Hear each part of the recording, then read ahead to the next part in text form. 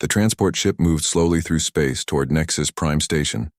Inside the ship's cargo hold, Jake Martinez lay still on a metal table. Thick chains wrapped around his arms and legs. 3 different types of sleeping drugs flowed through, tubes into his body. The alien guard stayed far away from him, even though he was unconscious. Commander Vex Thalarin stood in the station's control room, watching the transport ship dock. His green scales rippled with worry. In all his years running Nexus Prime, he had never received a prisoner like this one. The reports made no sense. How could one being destroy 3 entire pirate fleets? How could anyone survive in the cold emptiness of space for almost an hour? "Sir, the transport has arrived," said his assistant, a small blue creature with 6 arms. "The prisoner transfer will begin in 10 minutes. Vex nodded but said nothing. He picked up the datapad again and read the report for the 5th time. The human had been defending a mining colony when Coalition forces arrived. They thought he was some kind of weapon, not a person. The miners had called him their protector. The Coalition soldiers called him a monster. Dr. Lila Korath floated into the control room. Her body looked like moving light, changing colors as she moved. She was the station's best scientist and expert on different alien species. "Commander, I've prepared the medical bay for examination. Are you sure the containment field will hold him?" "The field can stop a starship engine," Vex replied.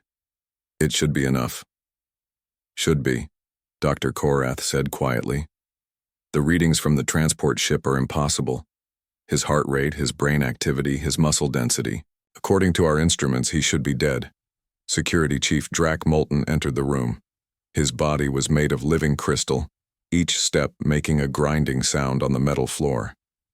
"My teams are ready, Commander. We have 20 guards positioned around the medical bay. All are armed with the strongest weapons we have." "Good," Vex said. "But remember, we are here to study him, not kill him. The Coalition wants to understand what he is."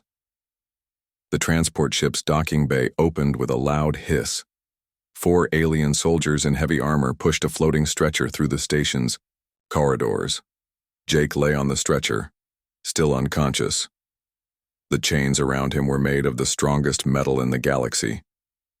The soldiers moved quickly, eager to get away from their prisoner. They reached the medical bay and carefully moved Jake onto the examination table. The containment field activated around him, creating a wall of blue energy. The transport soldiers left immediately, not wanting to stay near the human any longer. Dr. Korath approached the containment field slowly. She had studied hundreds of different species, but she had never seen a human before. Jake looked ordinary. He was not very tall, with brown hair and tan skin. His clothes were torn and dirty from his capture. He did not look like a monster. "Begin the scan," she told her computer. Numbers and charts appeared on screens around the room. Dr. Korath's light body flickered with surprise. "This cannot be right. Computer, run the scan again." The numbers were the same. Jake's bones were 3 times denser than any known species. His muscles contained more power than an industrial machine. His brain showed activity in areas that did not exist in other beings. "How is this possible?" she whispered. Inside the containment field, Jake began to wake up. The sleeping drugs were losing their effect faster than they should have. His eyes opened slowly. He looked around the room, confused and scared. "Where am I?" he asked in a weak voice. "Where are the colonists? Are they safe?" Dr. Korath stepped back. Even his voice sounded different, deeper than it should be for his size. "You are on Nexus Prime Station. You are safe." Jake tried to sit up but felt the chains holding him down. He pulled against them gently, not trying to break free, just testing them. The metal chains stretched slightly. Dr. Korath watched in shock. Those chains could hold a ground vehicle. "I don't understand," Jake said. "Why am I chained up? I was protecting the mining colony from pirates. The families there, the children, are they okay?" Commander Vex spoke through the communication system. "The colony is safe. But you destroyed 3 pirate ships by yourself. You were in space without a suit for 47 minutes. Our forces thought you were a weapon." Jake looked even more confused. "A weapon?" I'm just a person. I worked security for the colony. When the pirates attacked, I did what anyone would do. I protected the people who couldn't protect themselves. Anyone would do what you did? Dr. Korath asked. Of course, Jake replied. You don't let bad people hurt good people. That's basic. Dr. Korath and Commander Vex exchanged looks. In the galaxy, most species would run from pirates, not fight them. Most beings would die in space within seconds, not survive for nearly an hour.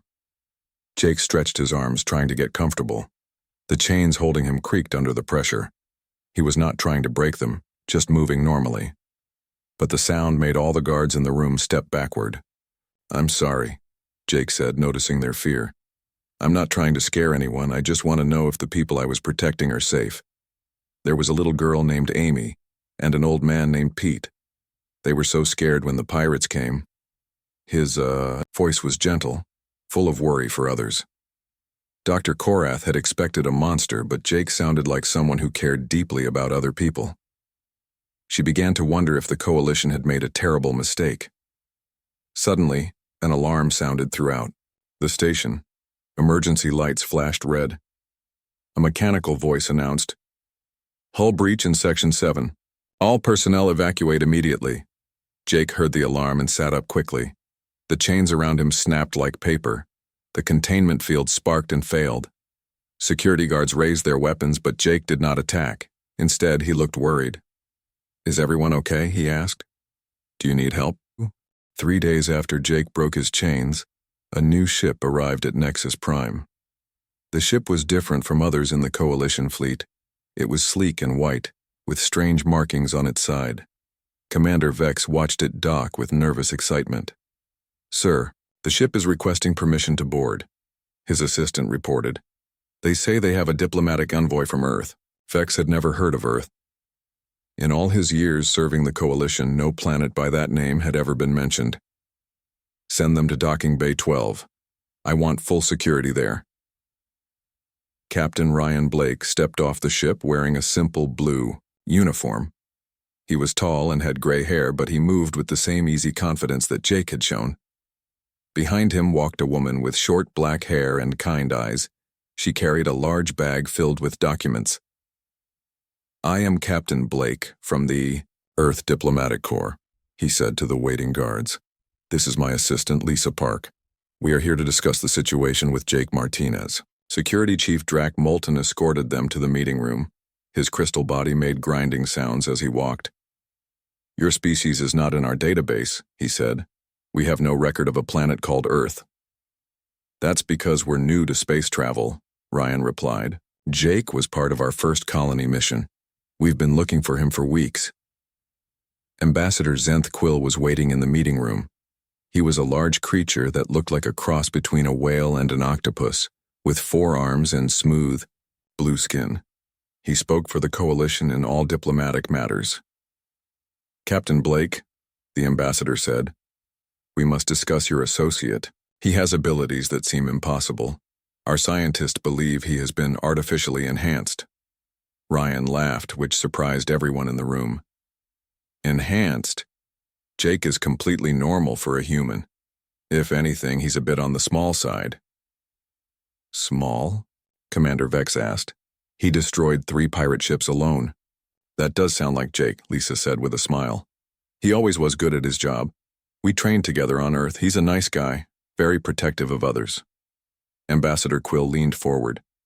You say he is normal, but he survived in space for 47 minutes. That is impossible. Impossible for you, maybe, Ryan said. But humans are pretty tough. We come from a dangerous planet. Jake probably held his breath and waited for rescue. That's basic survival training where we come from. The aliens in the room looked at each other with confusion. Dr. Korath entered, carrying her datapad. Her light body was flickering with excitement. Captain Blake, I have been studying your friend for 3 days. His biology makes no sense. His bones are stronger than our construction materials. His muscles produce more power than our machines. His brain processes information faster than our computers. Sounds about right, Lisa said. Though Jake was never the smartest guy in our class, he was more of a physical type. You speak as if these abilities are common, Dr. Korath said. They are, Ryan replied. Every human has them. It's how we survived on Earth. Tell us about Earth, Ambassador Quill requested. Ryan thought for a moment. Earth is our home planet. It's a beautiful world, but it can be dangerous. We have storms that can destroy cities, earthquakes that split the ground open, wild animals that hunt in packs, diseases that can kill millions. Winters so cold they freeze water solid. Summers so hot they dry up rivers. And humans live there? Commander Vex asked. We love it there, Lisa said. It's home, though I admit some parts are tricky. I grew up near the mountains. We used to climb them for fun on weekends. Climb mountains for fun? Dr. Korath asked. Sure, great exercise. The view from the top is amazing, though you have to watch out for the weather. I got caught in a storm once at 15,000 feet. Had to find shelter in a cave for 2 days. 15,000 feet? Security Chief Drax said. The air pressure there would kill most species. It's thin, Lisa agreed, but you get used to it. Jake and I used to race up the trails. He usually won, but I was faster going down. Ryan continued the explanation. Earth taught us to be tough. When Jake was a child, he probably swam in rivers with strong currents, ran through forests full of dangerous animals, played sports where people crash into each other at high speeds. Played games where people crash into each other? Ambassador Quill asked. Football, probably. Maybe rugby. Those are fun games. Good for building teamwork and toughness. Dr. Korath was writing notes quickly. You say all humans have these abilities? Every single one, Ryan confirmed. Jake is actually pretty average. You should see our athletes, or our soldiers, or our rescue workers. There are humans stronger than Jake? Commander Vex asked nervously. Oh yes. Jake is more of a thinker. He likes to solve problems. Some humans are much stronger, some are much faster, some are much smarter. The room fell silent. The aliens were trying to process this information. Finally, Ambassador Quill spoke. Captain Blake, if what you say is true, then humans are the most dangerous species in the galaxy. Dangerous? Ryan looked surprised. We're not dangerous. We're protective. There's a big difference. Explain, Dr. Korath said. Lisa answered. Humans don't hurt people unless those people are hurting others. Jake didn't attack the pirates because he wanted to fight. He attacked them because they were going to hurt innocent people. That's what humans do. We protect those who can't protect themselves. This is why he seemed confused when we called him a monster, Dr. Korath realized. Exactly, Ryan said. To Jake, he was just doing his job, keeping bad people away from good people. It's the most natural thing in the world to him. Can we see him? Lisa asked. I bet he's worried about us. He's probably been asking about the colonists he was protecting. Commander Vex nodded. He asks about them every day. He wants to know if they are safe and happy. That's Jake, Ryan said with a smile. Always worried about others. As they walked toward the medical bay, Dr. Korath asked, Captain Blake, what would happen if someone threatened your home planet? Ryan stopped walking. His friendly expression became serious. Doctor, I hope that never happens. Because if someone threatened Earth, they wouldn't be dealing with just one human like Jake. They would be dealing with 8 billion humans, and we all learned to protect what we love. The aliens walking with him suddenly understood why Jake had seemed so dangerous. He wasn't a monster. He was just a human being who cared about others. And apparently that was the most frightening thing in the galaxy. 2 weeks later, a massive war fleet arrived at Nexus Prime. The ships were dark gray and covered with weapons. They surrounded the station like hungry wolves around a campfire. Commander Vex felt his scales turn cold with fear. General Korth, Froddick was the leader of this fleet. He was a huge creature with thick armor covering his body and red eyes that glowed in the dark.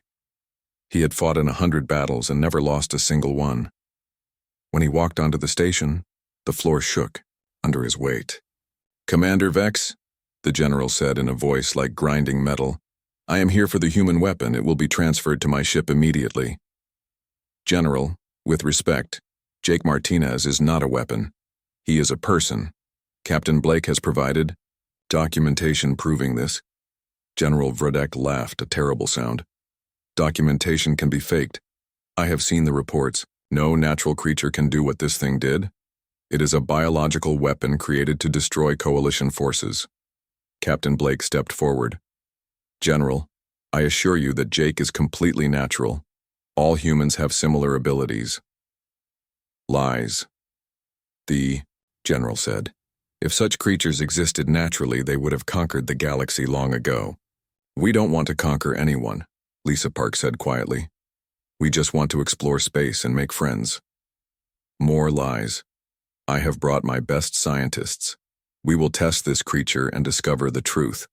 Then we will find the planet that created it and destroy the threat. Dr. Korath floated between them. General, I have been studying Jake for weeks. I believe Captain Blake is telling the truth. Jake shows genuine care for others.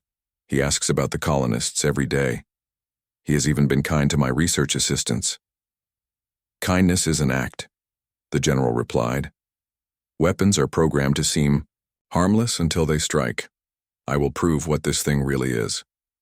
Jake was brought to a large testing chamber. He walked calmly between the guards, not fighting or trying to escape. He looked tired and sad. Being locked up for weeks had been hard on him. Jake, Captain Blake said, these people want to run some tests. I know it's not fair, but if you cooperate, maybe we can end this peacefully. I understand, Captain, Jake replied. I just want to go home. I want to see my family again. Family? General Vredek asked. Weapons do not have families. I have a mom and dad, Jake said. A sister named Beth. A dog named Ranger.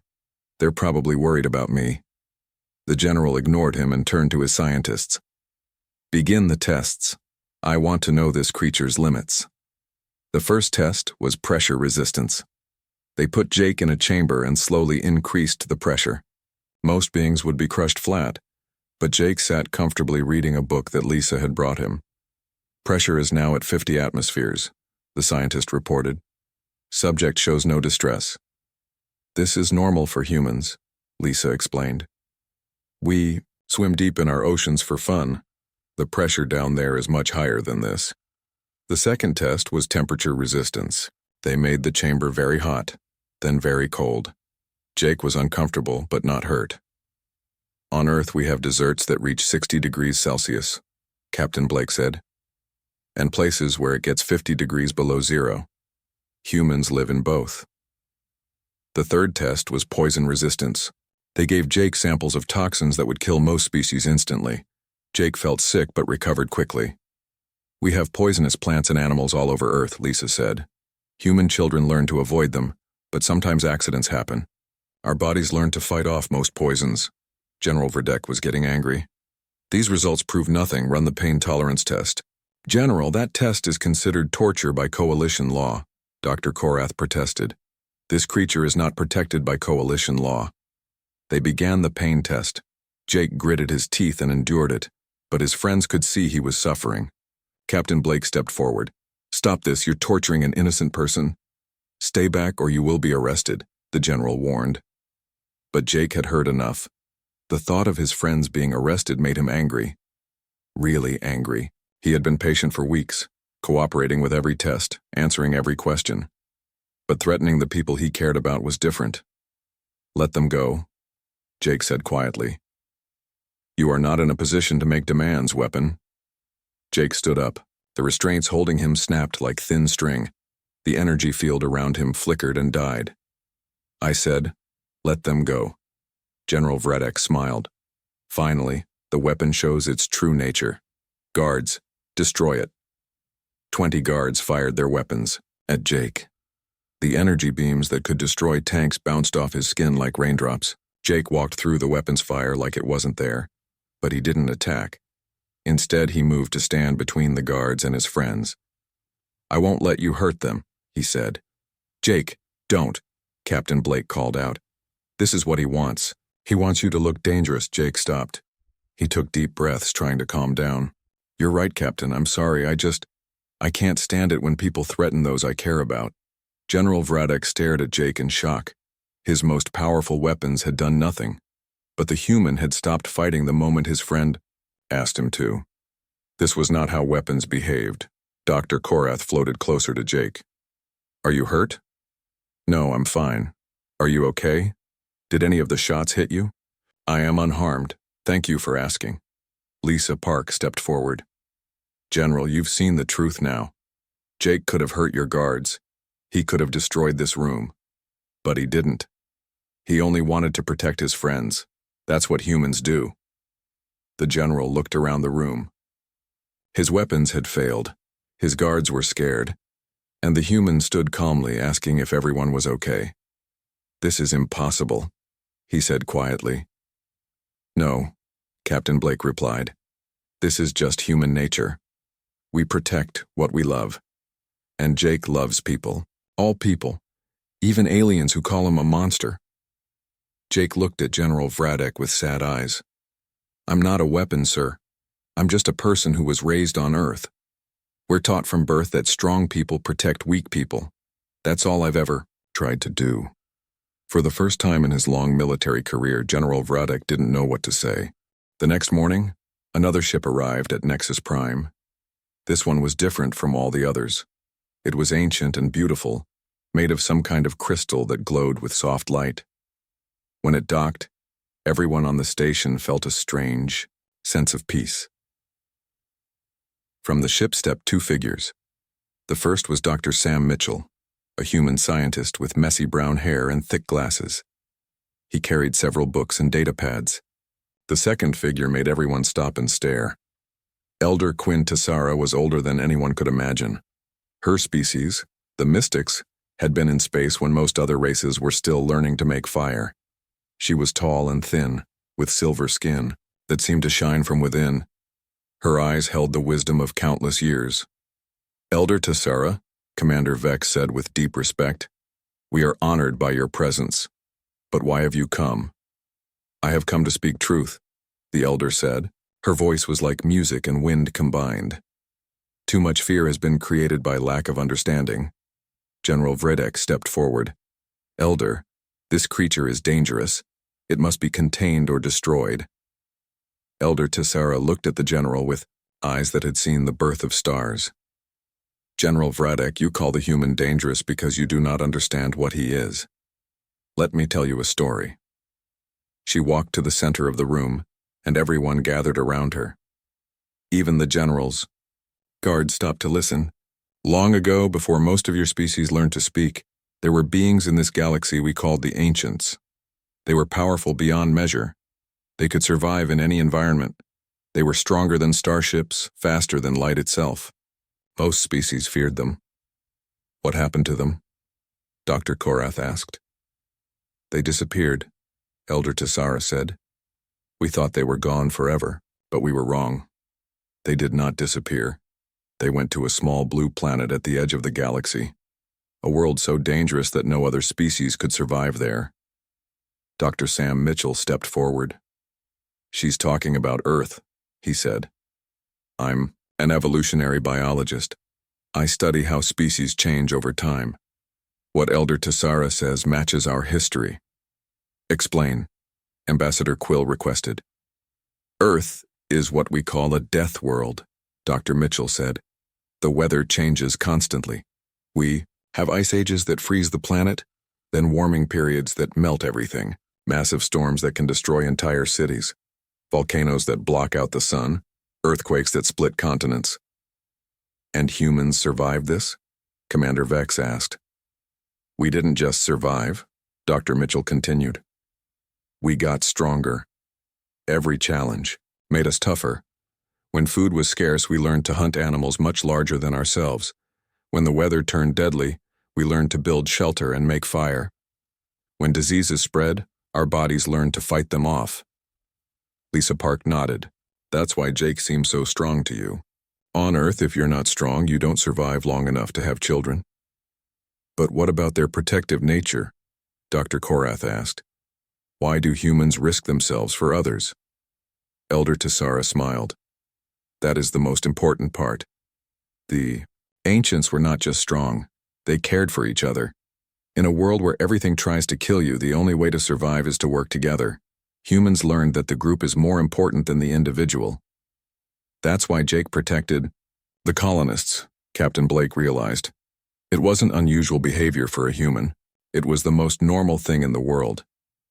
General Vradek shook his head. This is all theory, stories. I deal in facts. Suddenly, alarms began ringing throughout the station. Red lights flashed in every corridor. The station shook violently. Report, Commander Vex shouted. Sir, massive asteroid field approaching. 17 large rocks, each bigger than the station. Impact in 30 minutes. Can we move the station? Negative, sir. Engines are being repaired. We cannot evacuate everyone in time. What about our weapons? The asteroids are too big, sir. Our weapons cannot destroy them. General Vradek turned to his officers. Prepare the fleet. We will try to push them away with our ships.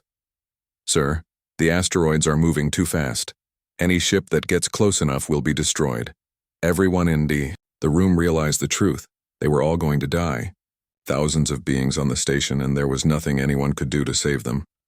Jake had been listening quietly. Now he stood up. I can stop them. Jake, no, Captain Blake said. Those asteroids will crush you. Maybe, Jake replied. But if I don't try, everyone dies. That's not acceptable. The human is right, General Vradek said slowly. But how can one being stop 17 asteroids? I'll put on a spacesuit and use the emergency pods to get out there. If I can hit the asteroids at the right angle, I might be able to change their direction. Dr. Mitchell looked at his data pad. The impact force needed would be enormous. Even for a human, this seems impossible. I have to try, Jake said simply. There are children on this station. Families. Good people who don't deserve to die. Elder Tessera placed her hand on Jake's shoulder. This is why your people survived, young human. This is why the ancients chose your world. Not because it was safe, but because it taught you to value life above your own comfort. Lisa Park stepped forward. Jake, you're not going alone. Lisa, no, this is too dangerous. That's exactly why I'm coming, she said with a smile. Remember what we learned in training. Humans work better as a team. Within minutes, Jake and Lisa were suited up and heading toward the emergency pods. The entire station watched on screens as the two humans flew out into space to face the incoming asteroids. They're really going to try, Dr. Korath whispered. They're going to die, General Vradek said. Elder Tessera watched the screens with calm eyes. Perhaps. But they are going to die as humans have always died, protecting others.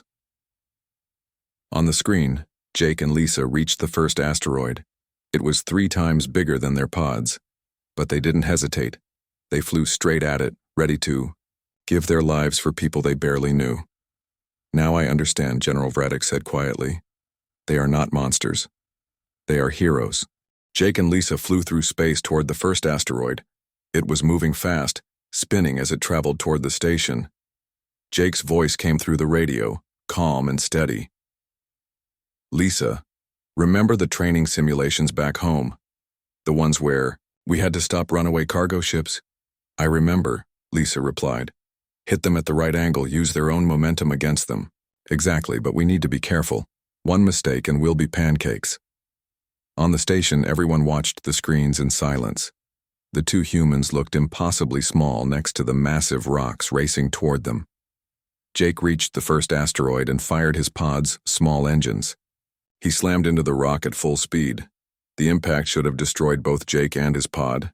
Instead, the asteroid's path changed slightly, and Jake bounced off still alive. First one redirected, Jake reported. Lisa, how are you doing? Just finished number 2, she said.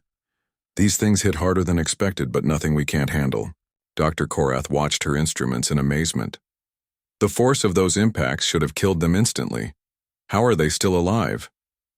They're human, Captain Blake said with pride. They're tougher than they look. For the next 20 minutes, Jake and Lisa worked together.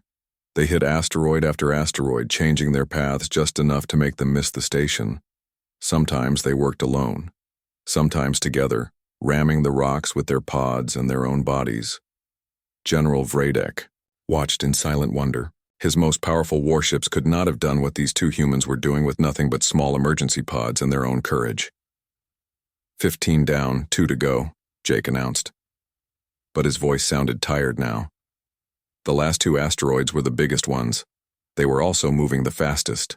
Jake and Lisa flew toward them, but everyone could see that the humans were getting tired. They had been taking massive impacts for 20 minutes. Jake, I don't think our pods can take another hit like that, Lisa said. I know, but we have to. Try. Jake aimed his pod at the second to last asteroid. He hit it at full speed, and this time his pod broke apart. Jake was thrown into space, wearing only his suit. But the asteroid changed direction, missing the station by a few hundred meters. Jake, Lisa called out. Are you okay? I'm fine, but my pod is gone. Lisa, you have to get the last one. The final asteroid was the largest of all. It was spinning, fast and covered in sharp rocks that stuck out like teeth. Lisa flew toward it in her damaged pod. Lisa, wait, Jake said. I have an idea. Can you get close to me? Lisa flew over to where Jake was floating in space. What are you thinking? Throw me at it. What? Your pod still has some power left. Use it to throw me at the asteroid. I'll hit it harder that way. Jake, that's crazy. Even for a human, that's crazy. It's the only way. Lisa grabbed Jake with her pod's mechanical arms. She aimed carefully, then used all her remaining power to throw Jake at the asteroid like a human-shaped missile. Jake hit the asteroid with tremendous force. The sound of the impact could be heard even through the vacuum of space. The asteroid cracked down the middle and split into 2 smaller pieces. Both pieces spun away from the station, missing it completely. But Jake was not moving. He floated in space, unconscious. Jake! Lisa flew over to him as fast as she could. Jake, wake up! On the station, rescue ships were already launching. Within minutes, both humans were brought back inside. Jake was badly hurt but alive. Dr. Korath worked on him while everyone waited to see if he would be okay. Will he live? Captain Blake asked. He should be dead, Dr. Korath replied. But he is breathing.